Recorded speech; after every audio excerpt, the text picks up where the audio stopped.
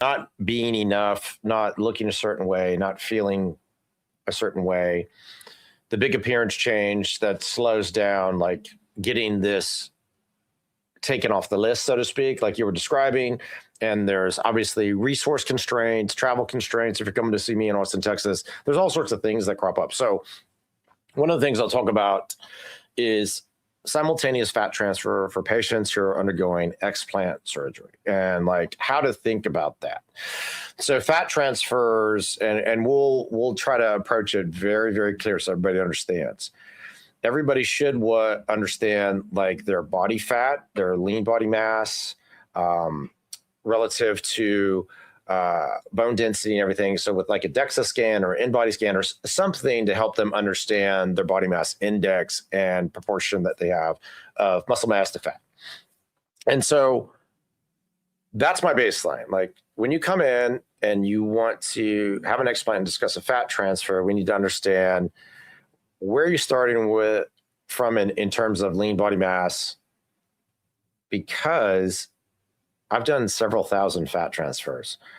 I know where to go get the fat. I have tons of experience doing that. All the instrumentation that is the best in class. What changes, Dr. Moore, is the patient in front of me. One, do they have enough fat? Are they healthy enough? Are they free from mold? Are they, eating a proper diet? Are they not taking a GLP-1? Because everybody's now taking a GLP-1 to make my life more miserable, basically, to not make my life more miserable. That's a bit too far. To try to lower their inflammation, they're microdosing, which is not a thing, as you know. There is no such thing as microdosing. There's dosing, and then there's taking things and trying to see what happens. So basically what I do is I get them prepared a particular way to then execute the steps of the procedure.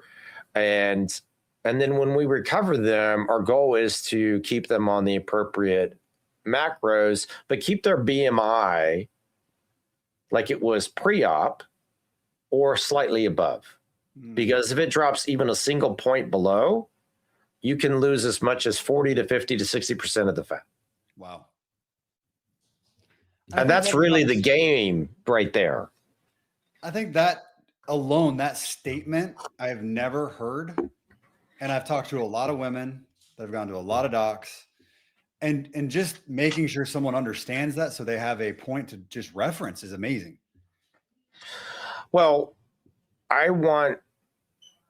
first of all, I don't ever, try to oversell, overpromise, over anything, anybody. I just want you to understand, like, this is the best available information. You have to make the best informed decision.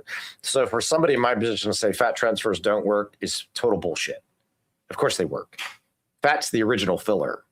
Mm-hmm.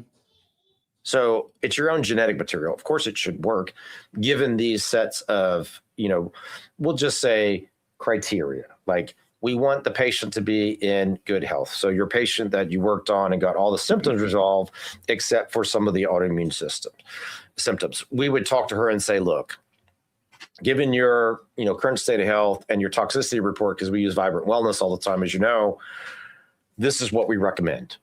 And we can do this, meaning a fat transfer at the same time, or we'll delay it based on, our interpretation of your results and how you're doing from a health standpoint.